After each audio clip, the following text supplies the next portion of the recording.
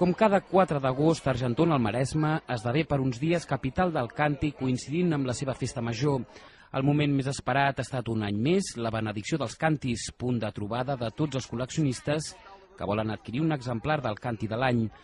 Enguany s'ha triat un càntir en forma d'ànec. Es tracta d'un model originari de la cultura etrusca a l'Itàlia central de la segona meitat del segle IV abans de Crist. A diferència dels càntirs tradicionals pensats per emmagatzemar aigua, aquest model es va concebre per contenir-hi olis perfumats per a rituals. No està mal, molt modern. Sí, està bé. Sí, jo el trobo original i a més el trobo molt bonic, està fet amb molt de gust.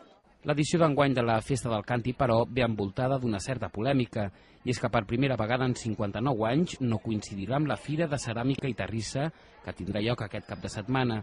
Segons el patronat del Museu del Càntir, s'ha fet així per garantir-ne l'èxit de públic coincidint amb el cap de setmana. I també ha influït, en certa manera, unes obres que s'estan fent al centre d'Argentona que fa incompatible celebrar amb les mateixes dates Fira de Ceràmica i Terrissa i la Fira